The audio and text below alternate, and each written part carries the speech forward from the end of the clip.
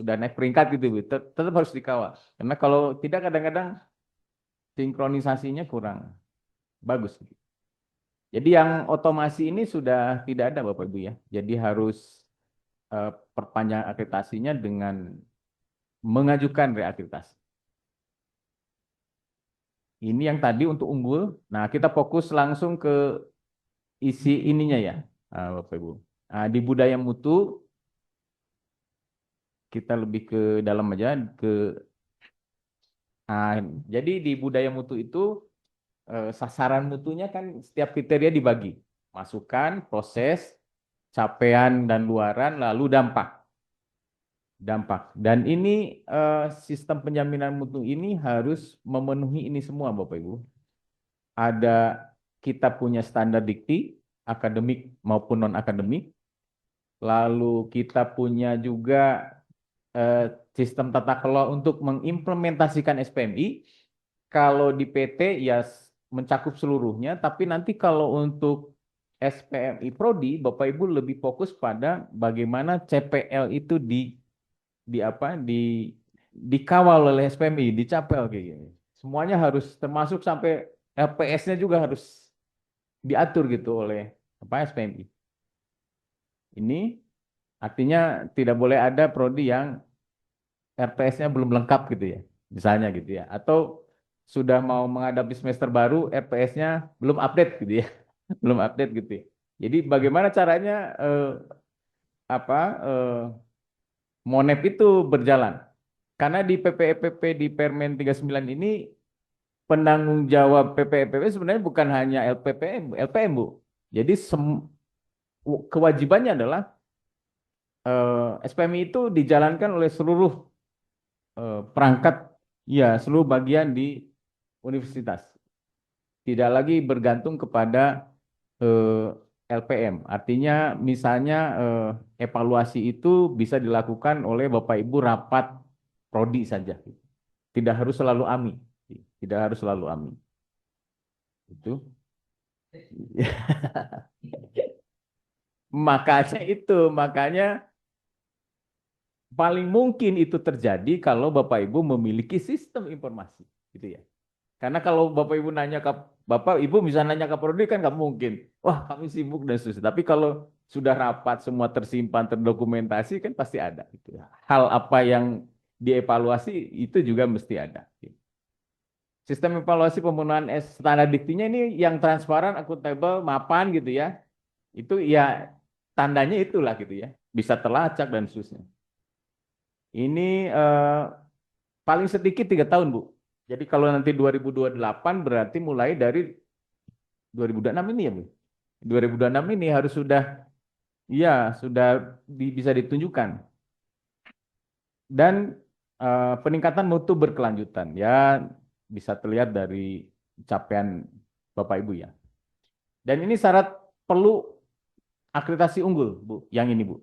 Jadi kalau Ibu lolos misalnya dalam 3 tahun, 1 tahun kosong, ya nggak bisa Bu. Gitu ya. Berarti mulai tahun depan harus sudah transparan, akuntabel, dan mapan gitu ya. Mapan itu artinya standarnya bisa dilacak oleh semua. Jadi standar itu jangan dalam bentuk kertas, Bu. Kalau sudah digital kan, semuanya di aplikasi. Seperti kurikulum. Jadi begitu Bapak Ibu akan pindah ke tahun baru, itu tinggal di copy, update, save gitu ya. Itu standar terbaru kita yang dapat. Ini ada Bu, ada siapa Pak yang raise hand? Silakan. Oh, salah klik ya, Ibu. Atau saya salah klik?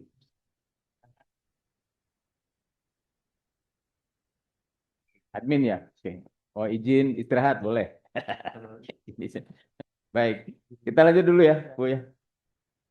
Cepat aja. Oh, kok nggak bisa ini ya? Oh, ini status status syarat perlu untuk terakreditasi unggul di PT, Bapak Ibu. Iya. Keempat aspek tadi harus terlihat. Berikutnya di proses. Nah, proses ini dua ini juga syarat peringkat unggul, Bapak Ibu. Syarat perlu status peringkat unggul. Ini semua. Jadi PPEPP ini menjadi biasanya kalau Bapak Ibu asesor itu percaya kalau PPP-nya dijalankan kalau terlacak. Syaratnya terlacak itu biasanya ada sistem informasinya, Bu. Karena itu ada rekaman dan seterusnya. Misalnya Bapak Ibu close kapan tanggalnya dan seterusnya kan kalau dicatat sendiri kadang lupa juga. Tapi kalau di aplikasi itu pasti terlacak. Kapan close-nya atau jenisnya apa gitu dan seterusnya itu bisa terlacak. Jadi PPP ini memang harus sudah dan ini syarat perlu peringkat juga, Bapak Ibu. Syarat perlu status terakhir khusus. Jadi butir 1, butir 2. Nah, kecuali butir 3 ya, capaian dan luaran. Nah, tapi ini juga ada syaratnya Bapak Ibu. Jadi kalau di perguruan tinggi umum memang melapor ke SPMI Kemdikbud ya. Tapi kalau kita ada Bu ya ke SPMI Pemen belum ya? Berarti adminnya ada ya. Nah, berarti dicoba aja Bu nanti standarnya di Mas semua yang apa dokumen-dokumen mutunya di input dulu sampai AMI, RTM, RTL dan seterusnya gitu ya. Atau yang minimal nomor 1 kalau tidak pun nomor 1 sudah terpenuhi. Jadi ada apa eh, laporan semesteran atau tahunan tentang implementasi SPMI, itu ya. Itu yang dalam bentuk digital, sistem atau hard copy. Paling sedikit 3 tahun juga Bu.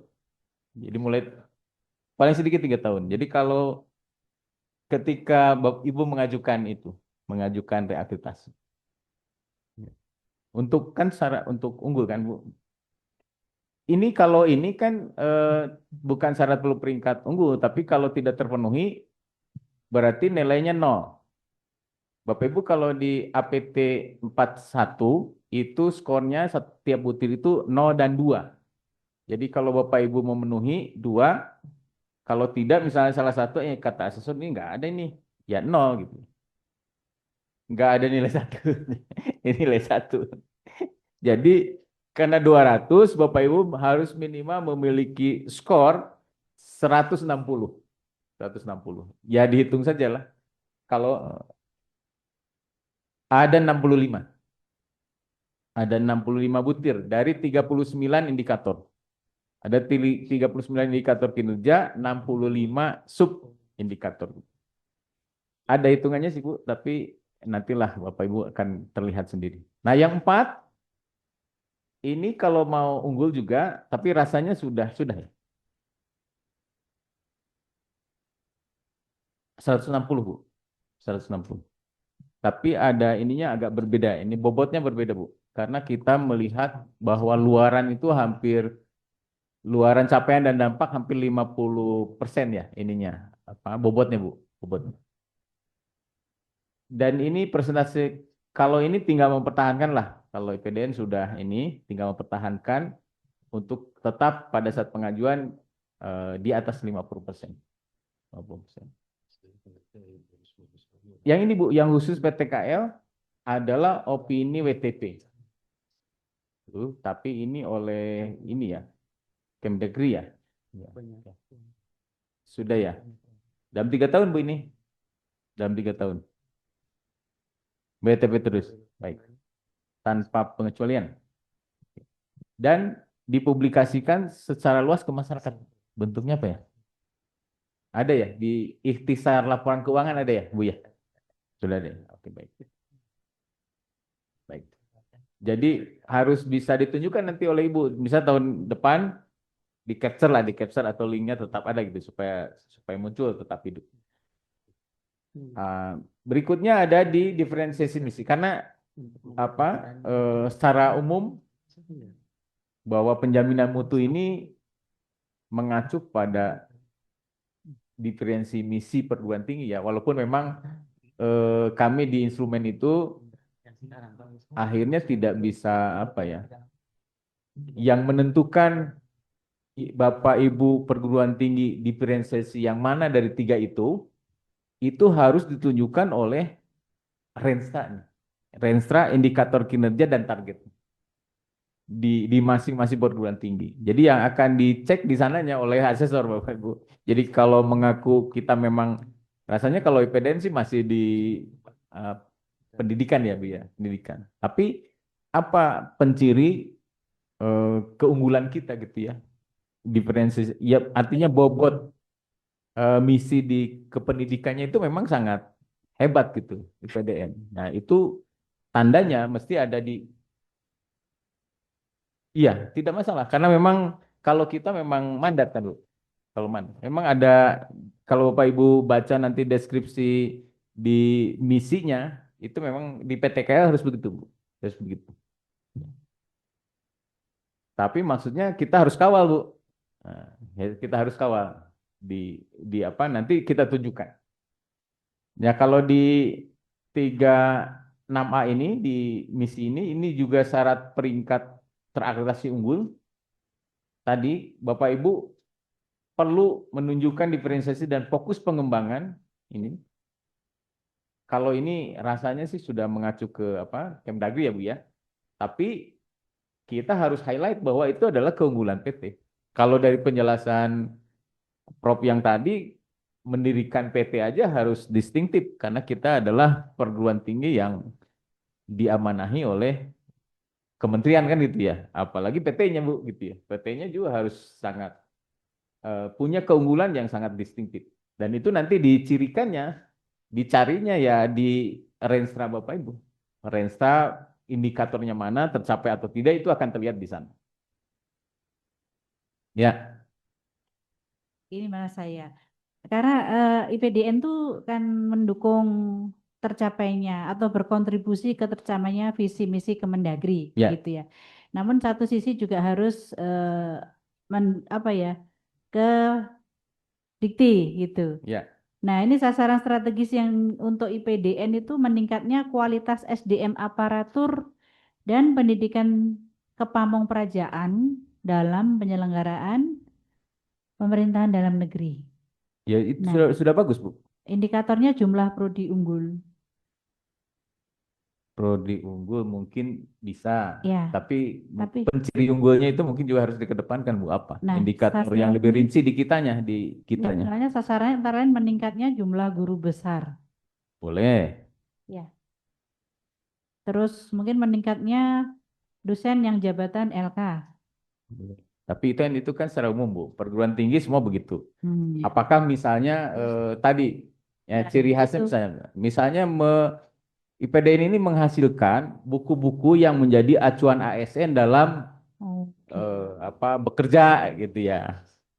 Misalnya atau dalam layanan prima gitu. Jadi buku-bukunya dihasilkan oleh kita dan seterusnya gitu ya. Itu mungkin lebih ini, Bu. Karena luaran-luaran yang Tridharma itu urusannya ke sana, Bu. HKI, publikasi dan seterusnya. Publikasinya Ini. pun mungkin harus spesifik Ya, ini kan antara lain juga publikasi hasil penelitian IPDN dalam jurnal terakreditasi dan bereputasi. Itu memang sama dengan perguruan tinggi yang lain. umum ya, Ya, tapi umum. tetap harus ada penciri Ya, ada penekanan-penekanan. tadi ya. Boleh, Bu. Itu direkognisi, Bu. Boleh. Rekognisi. Bisa juga jadi ini ya, indikator ya. Jadi tenaga ahli, tim ahli juga itu harusnya. Ada, boleh, Bu. Boleh. Di instrumennya ini kita juga ada. Ya. Menjadi tenaga ahli di bupati mana gitu itu boleh. Boleh. Nah, ini yang diperlukan bagian perencanaan ya. Karena selama ini yang menyusun kan tim bagian perencanaan, jadi Hmm. kadang masih ada kurang nyambungnya begitu. Iya, Ya, iya. Mungkin harus itu lebih spesifik ya. Iya. Iya. nggak yang sekarang target yang ke Ini depan. eh, Ada range khas baru lagi. PT sesuai mandat pendirian. Jadi Oke. mandat pendirian tadi mandat dari pendirinya sudah sangat hebat, Bu. Mungkin terjemahannya bukan hanya PS unggul, jumlah guru besar, tapi mungkin kita harus lebih rinci lagi kontribusinya kepada ESG, SDGs dan lain-lain gitu ya. Atau kepada tata pamong, tata kelola pemerintahan itu mungkin lebih muncul lagi. Ya.